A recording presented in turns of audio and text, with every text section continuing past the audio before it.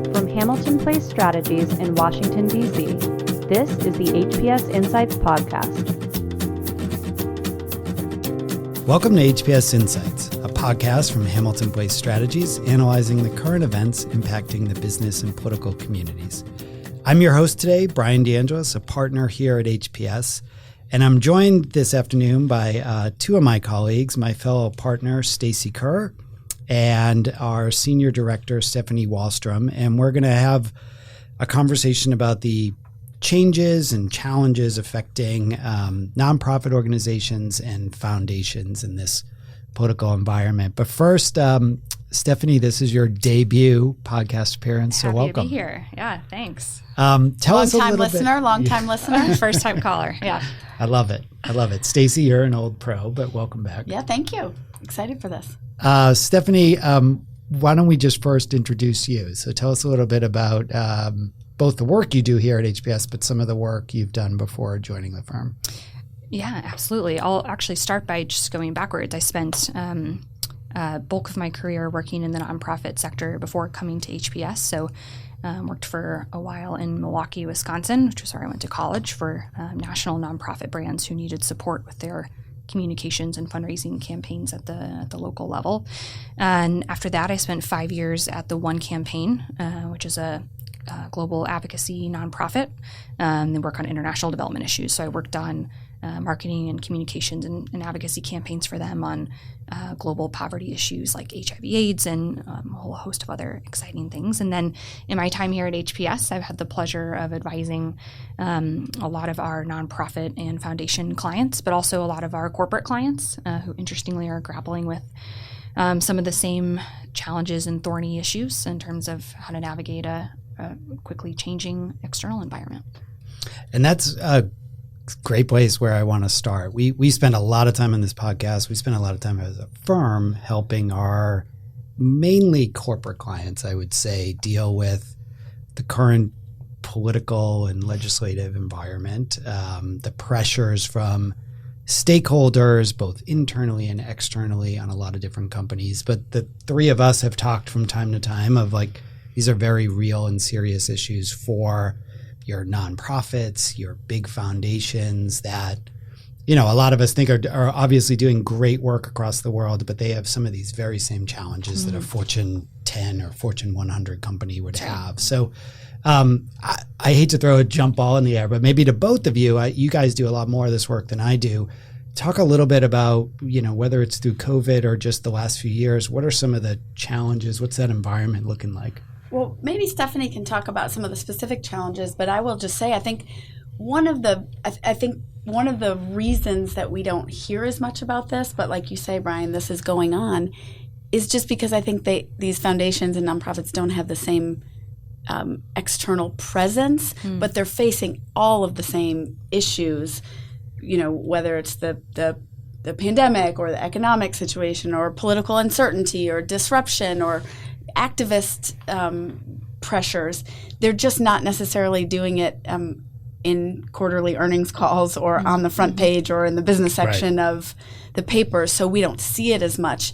But there's so much crossover, and I know that's what we're going to talk about.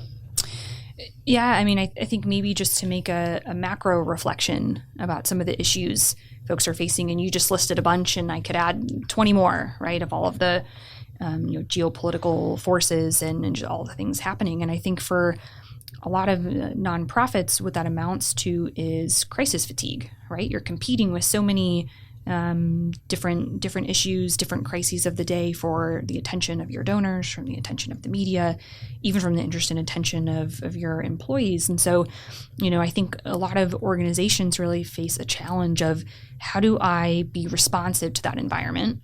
How do I stay relevant in that environment? How do I do that in a way where I'm remaining true to my mission and my expertise in the place that I'm best positioned to have impact? I think it's a really hard balance to strike. And I think it's even harder for organizations to get their story to cut through in just such a crowded and complicated environment.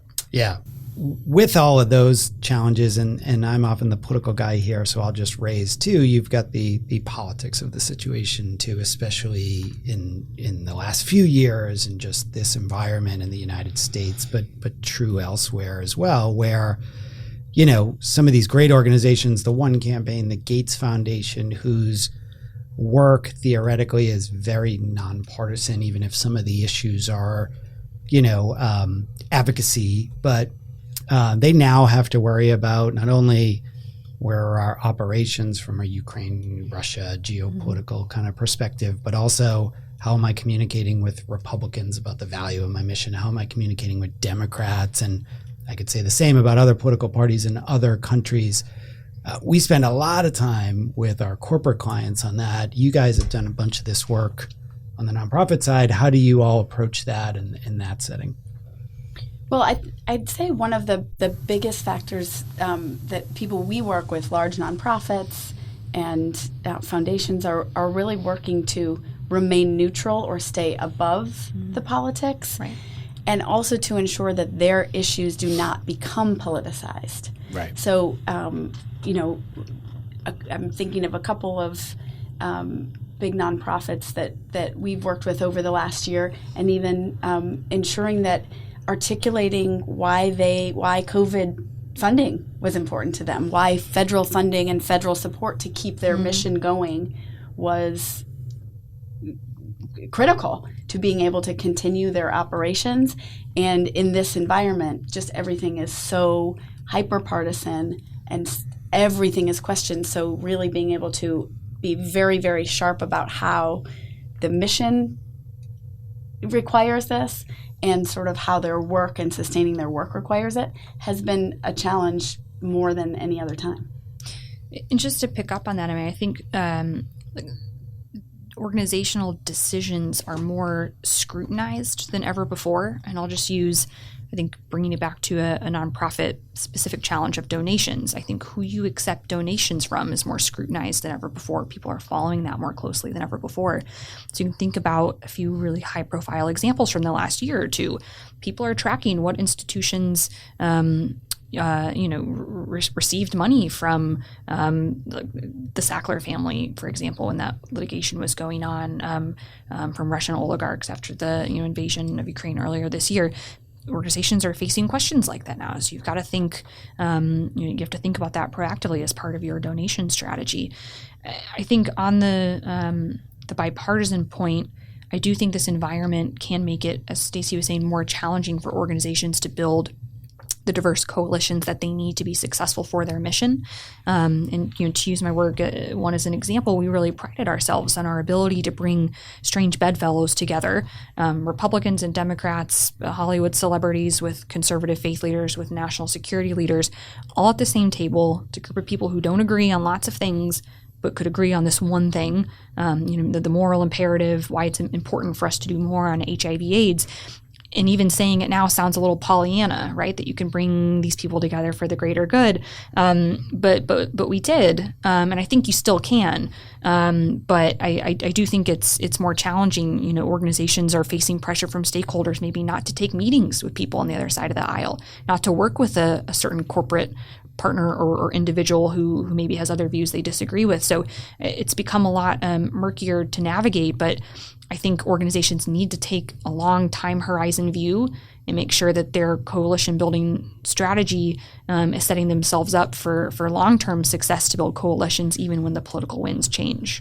Yeah, and one thing that's been very interesting, and Stephanie, we've seen this in some of our work, is just I think nonprofits and foundations, they're so mission driven and they have such passion for their work. I think oftentimes, whether it's their boards or their large donors, are not used to some of these pressures that corporates face, that the nonprofits are now facing.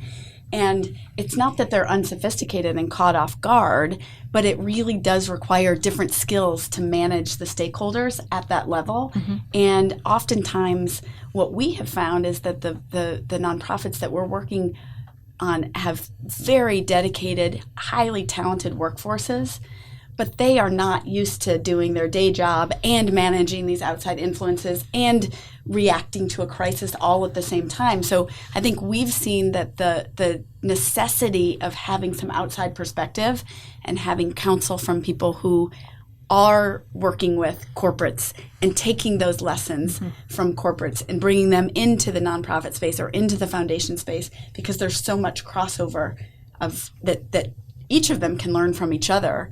And I think the same is true with our corporates, right? We are seeing some things in the nonprofit and foundation space about how you stay above the fray of some of these issues, and using those lessons and pulling those lessons sort of across different sectors. Can we dig into that a little more? Because that seems to be the crux of the problem, right? It's harder and harder to just stay focused on your core business in this environment. It's not enough to say like, well, we just make and sell sneakers, so we can't weigh in on the tragic gun violence incident that happened last week, or we just make sneakers, we're not going to weigh in on Supreme Court decisions or something. Like it's almost impossible for companies to do that now.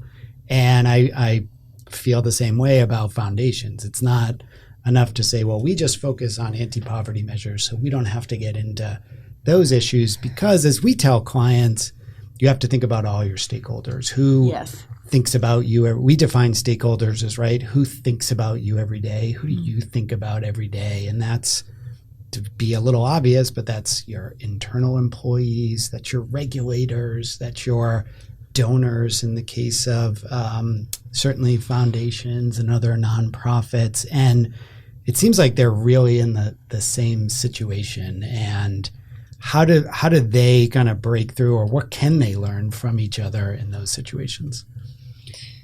I was just going to say, I think whether you're a corporate leader or a nonprofit leader, I think this environment puts the onus on you to be proactive in having a point of view, a message, a set of priorities, and a framework for how you're going to make those decisions. I think when we see organizations get put on the back foot, where they're reacting every day to the new issue of the day, the new crisis that's unfolding, they can be left feeling behind, right? Like they're chasing their tails to catch up, or then that they're being inconsistent because they're kind of relitigating decisions every single day instead of having a coherent approach. So I think it's a common challenge. There's no one right answer for every single organization or company. Absolutely. But I think the one thing that has in common is you need to be making those decisions from a place that it makes sense from your brand, it aligns with your mission, and it meets and balances the needs of all the different stakeholders that Brian was talking about. One thing, I spent a long time in university life and at Georgetown University in the senior administration, and one big takeaway I have that I see so many parallels now is just this point that Stephanie's made about the mission and articulating the mission. And I think we counsel even our corporate clients on that. Really, there's this environment is causing people to really articulate that and use that as your North Star, even if you're a corporate. I mean, corporates have missions as well, but Absolutely, using that as your North Star, and in some cases it might be looking at your stakeholders to neutralize stakeholders. In some places it is, getting them to move a certain way. The segmentation of stakeholders, I think, and how they see your mission and what is motivating them as it relates to your mission. I have not seen a time outside of my time inside of a very mission-driven organization where that has more crossover in the work that we do with corporates and nonprofits. Yeah, and it's we talk about this a lot, but it's not only articulating that mission, but the values behind it and being very public and very consistent about it. This is who we are, and then when issues arise that kind of relate to that, people know your track record, you're well established, that you can point to a long history and people understand where you're coming from. Yeah, one strategy I think we've seen people employing, especially we were talking about sort of these different stakeholder groups and your internal stakeholders and your employees, right? There is this big dynamic going on where talent is more important and more competitive than ever. We've got the changing dynamics coming out of the pandemic of our workforce, and yet we have, or I should say, and we have we're seeing employees feeling more empowered than ever to leverage things, right? So there's these dynamics happening. And, one thing that I think the smartest companies, nonprofits, working with their employees, they're getting ahead of it. They're not waiting until, so you take that, I think even the Supreme Court decision recently. I mean, in some ways, people were given the heads up and the leak that was helpful with that. But I think people can predict certain possibilities that are coming in this landscape. And those who were already examining their policies, those who were already having the conversation with their employees about what employees expect and what is possible and what is not possible. Those who are reminding people of the policies they already had. Yes, exactly. They already had. Yeah, absolutely. I think those people found advantage in the sparks that came out when that decision came out because they were already ahead of it. Now, another dynamic that we're finding and that we're seeing is that all of these disruptions and these dynamic political and economic landscapes and social are requiring more and more integration with the C-suite. And so I think decisions that might have once been deputized to a COO or to HR are very much integrated with the board and the CEO. I mean, I've had several CEOs that we work with that have just commented to us and in our work with them have told us how much of their personal time is being allocated to navigating these social dynamics and working with the stakeholders that they touch and then really engaging with their senior teams to find strategies for how they're navigating. And I don't think corporates are any different than nonprofits and foundations in doing that. The leaders of foundations and I think they're having those same dynamics where they're really having to spend even more time with their board and their senior leaders. Well, because it's so joined up with your external reputation now, right? You mentioned kind of the HR, and just to pick up on the employee point, you can't understate the importance of that internal employee pressure. And I don't know that that's widely understood as a driver of how much more companies are focused these days on social impact and ESG issues. Just last week, I was sitting down with an executive at a major corporate client of ours, and he oversees hiring for thousands of people and is thinking every day about talent recruitment and talent retention. And he says he's been floored by the number of young talent he's interviewing for positions who ask straight out of the gate in the first interview, what are you doing on sustainability? What are you doing on DE&I? Right. What's your view on X and Y? Are you going to take a point of view on X and Y?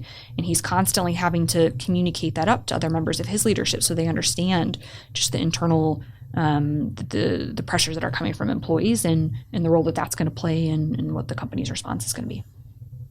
I want to go back to one thing Stephanie said a minute ago before we take a break, but you talked about donors and where that can impact nonprofits. And you raised a very good point, and we've seen all of this before, but whether it's the Sacklers or others, where have they spent their money? I would love your thoughts too on the flip side of that. Are you seeing more and more donors saying, hey, before I cut this check, I need you to see you doing a lot more on X, even if that's a little outside of the organization's main mission? Or when these issues pop up, CEOs are getting calls, not just from their board, but from their donors of saying, why aren't you guys commenting on this? Again, even if it's outside of the main box of their mission, is that becoming a bigger challenge? I think absolutely, and it creates real risks for organizations. I mean, here's your philanthropy fun fact. The majority of charitable donations in this country come from individual donors, not from big foundations and corporations. When I say individual donors, I don't just mean kind of prominent wealthy individuals your mind might have jumped to, but also millions of people across the country. Online fundraising tools, crowdfunding platforms like GoFundMe have made that easier and easier, right, for individual donors to get connected with causes that they care about. I think that democratization of fundraising has a lot of benefits. It's very adaptable, right? People can easily pivot their giving to an emerging new crisis. A lot of those donors are going to be very engaged and certainly, as you know, wanting to hold the organization accountable to deliver. But the risk that creates for nonprofit leaders, I think, or the pitfall is mission creep, right? There can be a temptation to kind of pivot your focus to an emerging kind of need of the day in a way that maybe takes you away from your mission, takes you away from your expertise, takes you away from where you've been building up resources and capacity and relationships for years, and kind of risks your ability potentially to deliver maximum impact. So I think just like an important trade-off to think about with that donor dynamic. Yeah, another, one of the things we've seen over the last couple of years, and just increased scrutiny, where you are seeing some of the big foundations and nonprofits on the front pages of the papers or making news, is in taking some donations from some of the individual wealthy individuals or foundations. And it remains the skill of a strong development team to ensure that the donors are not controlling the programming and the content of a nonprofit. A nonprofit is not there to be it's not a hedge fund. It's not a collection of people putting their money together to do what they want to do with the money. It is an organization who has a tax exempt status to do this mission-driven work that has been articulated, and that the alignment for donors is finding that what they want to fund matches the ambitions of the organization. So it's still very, very important. I mean, I think there's one of the things, the narratives that nonprofits and foundations have been trying to combat, somewhat successfully and somewhat not, is this notion that donors get to come in and control what they're doing. And that is not the way that it works. Fair. But the competition, I imagine, to even the small dollar point, if XYZ company today is jumping in and weighing in on the Supreme Court, me, individual donor, might be really fired up to go give them even my $50. But if tomorrow ABC company is doing more on that, it's sort of this chase for donors and the democratization of it, whether I'm Bill Gates or whether I'm just Brian DeAngelis, I have way more freedom to kind of just like hopscotch around to whoever I think is like exactly meeting where I want to go right now, as opposed to I care about, childhood nutrition and I'm just going to keep going to the same nonprofit that I have been for 50 years. Well, and I think it's important to remember that also that these foundations and the nonprofits that are taking some of this money, it's not, they're also taking this money to enrich their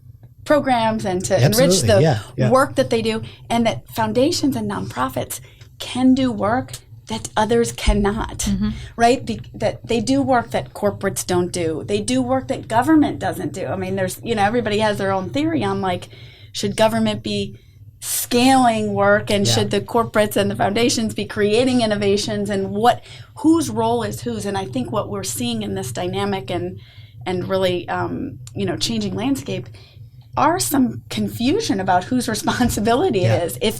If we have, like we do in the United States, a federal system that is becoming sort of deadlocked, and we see less and less legislative action, is there increasing pressure then for foundations and nonprofits to be filling in social service programs that were once the responsibility or once under government? And that is that sort of confusion and maybe some realignment and things, I think, is a trend to watch. I'd kind of eliminate the maybe, right? Like this is happening, yes. right? We are seeing and I'm going to apologize to our producer. I was going to come to this after the break, but I'm going to blow right by the break. We're here. We're here. So let's jump into it. But this is another big question I had on my mind is we are rapidly seeing deterioration of the productivity of especially the legislative branch. And I don't know, I think there's a lot of strong opinions about the same on the judicial branch right now, and what the executive can do. And so in some ways there's a huge opportunity for nonprofits. I don't know if they want that opportunity. I'd love to take your opinion. Stephanie can share that. And I'm asking you guys like 4 questions at once, but the flip side of that too is if I'm a company that for years has worked with both sides of Congress to move forward on an agenda, and now I'm seeing maybe instead of partnering with the government here, I should go partner with blank foundation, and we can all think about the names that come in front of that foundation. But right, like maybe I can get more done over here as a company and a foundation versus government's power.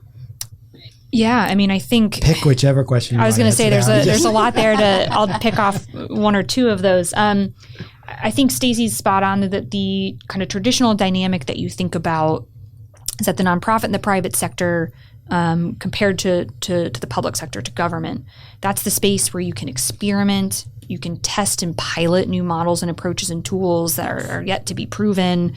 You can take some risks, and then when you find what works, you can use government to scale. And so using the international, development example, the U.S. government gives less than 1% of its budget to international development programs overseas. Okay, but even in dollar terms, that dwarfs what even the largest and most wealthy philanthropies are able to give. Right. So that scalability of government is essential to delivering some of the HIV and AIDS programs and other things that we talk about that have made a real impact. So I think it's really difficult to think about on that scalability point, companies and nonprofits being able to kind of replace that, but they're absolutely being asked to take on a bigger role where government can't or won't. You just talked about some of the gridlock and some of the other kind of domestic political challenges. There's also a trust piece here. I feel like I'm constantly seeing new trust barometers and polling and surveying that shows that people trust CEOs to solve big problems like climate change or other things more than they trust government. So I think there's like a real kind of danger there on trust in government that you're seeing here too. Do you see that changing? I'm dangerously taking us down a rabbit hole here, but through COVID, right? I'm just going to name them, but some of the Bill Gates nonsense conspiracy theories on Twitter and stuff. Are you seeing an erosion to, at one point, Bill Gates could solve all of our problems, right? I say that a little tongue in cheek, but now he's becoming somewhat of a more partisan figure, almost through no fault of his. I don't think he's changed anything. He has become, yeah. But because of where misinformation travels right these days, that's become a reality he probably has to deal with. Yeah, I don't think any brand or leader is immune from some of the risks that you're talking about. As you know, I work on a lot of our kind of crisis communication clients who are dealing with disinformation and misinformation. And when that stuff takes hold, it's really challenging. Even outside of that, the kind of things getting politicized in a partisan way, even if that's the last thing that nonprofit or organizational leader wants to happen. Right. I think that's definitely a dynamic.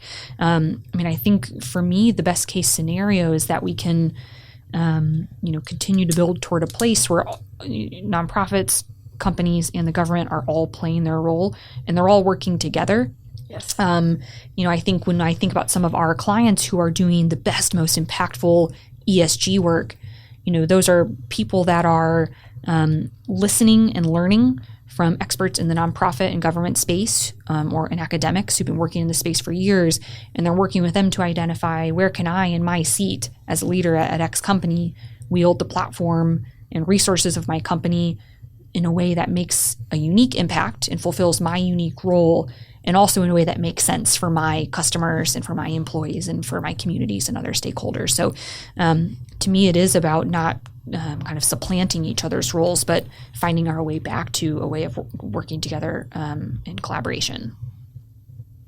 And where do you see some of that work in collaboration going? I think correct me if I'm wrong, but I think it's fair to say in the last several years, that's become more national, more international. Do you think, with some of the failures of government and some of these debates now getting down to the state government level and others, we will see more of a focus on, well, let me just retreat a little bit and take care of the communities I work in and operate in and I have employees in. Let us be strong folks there and avoid the scrutiny and attention that comes with some of the more ambitious national goals.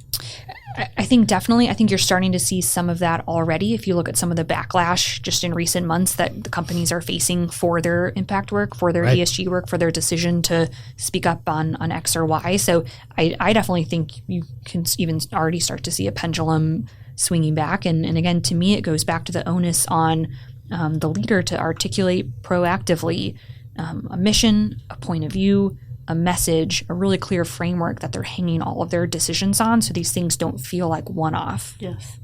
Yeah, and I think that we're seeing all the dynamics we've been talking about at the same time that, remember, there's this giant dynamic that existed and was increasing that before the pandemic and before the sort of economic situation that we're in now. And that was like, what does it mean to be a responsible business? Right. And so I think overlaying that to some of Stephanie's point and some of the coordination and collaboration, look what we saw in COVID. We saw, the Biden administration, it's not like they were going to sort of, progressive groups or just the foundations to do things. They were doing things with business. CVS, Uber, yes, who could leverage their core business competencies in support of partnering their with unique government expertise, and doing their things, unique, and everybody wins, right? There's this notion, we have such a notion of like it's a zero sum, somebody's going to win and somebody's going to lose, but everybody won. But where the pendulum tips, as we've been talking about with foundations and nonprofits, or even with corporates, is then when you ask them to go beyond their core capabilities as a business and do things that aren't in their core business to be a, quote, responsible citizen. And that is just, we see that with some of the activist pressures and some of and that is probably a step too far. And then you pile on top of that some of the backlash on the ESG. So there's just so many of these dynamics that I think we can all agree the pandemic ending and, economic, these are not going away. They're not. No. So maybe a final question, and I'll start it with you, Stacy. You talk to a lot of CEOs. You've had a lot of these conversations about their changing role, mostly in response to, I think, a lot of those dynamics. Why don't you close us out with what are you hearing from them, and on both the nonprofit foundation side, but the corporate side too? Yeah, I think it's four things that the smartest leaders are doing to really navigate all of the dynamics that we've been talking about. The first is aligning their leadership, whether that's in their senior teams or on their boards. The second, related to that, I would say, is adding to their boards. I think we're seeing people adding perspective, adding different and not for the sake of ESG reporting, but really ensuring that they're getting this expertise. And I think that is very true in the foundation board world as well, not just on the corporate boards. Absolutely. But remember, these foundations have boards. So aligning their leadership, adding to the boards, bringing in the right outside perspective and ensuring that that's a part of their decision making. I hear that increasingly, that, like I was saying, their internal teams just cannot do everything that is being asked of them, and so bringing in the right outside. And then the fourth, I would say, is tracking your stakeholders and tracking your reputation and finding really smart ways to ensure this is not instinct or the loudest voice or whoever's giving the biggest pressure, but what are the metrics that you're putting in place to really know where these stakeholders are and what's moving them. Yeah, I agree with all of that. I would just add two things on. I think one, for me, it comes back again to clarity of purpose. Now is a great moment for organizations to step back and make sure that all of their stakeholders, and it starts with internal, understand your organization's purpose, your mission, how to talk about it, what you guys prioritize, what you care about, and make that explicit. Don't rely on people to implicitly understand what your organization is prioritizing and where you're going. This is a really good moment to do an exercise like that. I think the second thing is this idea of a longer time horizon, and think about how you're setting your organization up to be resilient with the relationships you're building, the work that you're focused on, the coalitions you're building for the long term. Parties come in and out of favor all the time. Issues come up and down on the public consciousness all the time. And so how are you focused on over a long time horizon, moving methodically toward the impact that you're trying to have? Yeah. Well said. Well, let's leave it there. This was a great conversation. I appreciate both of you coming on and sharing this perspective. And Stephanie, I hope your first podcast experience was fairly painless. But thank you to Stacy Kerr and thank you to Stephanie Walstrom for joining us. And Well, thanks, Brian. Yeah, thanks for having me. of course. And thank you to all our listeners for tuning in to another episode of HPS Insights. You can find out more about Hamilton Place Strategies' work and our podcasts at hamiltonplacestrategies.com or by following us on Twitter at HPS Insight. I'm your host, Brian DeAngelis, and we'll see you next week. Thank you for listening to the HPS Insights podcast, produced by Hamilton Place Strategies. For the latest updates, follow us on Twitter at HPS Insights and follow us on the web at hamiltonplacestrategies.com.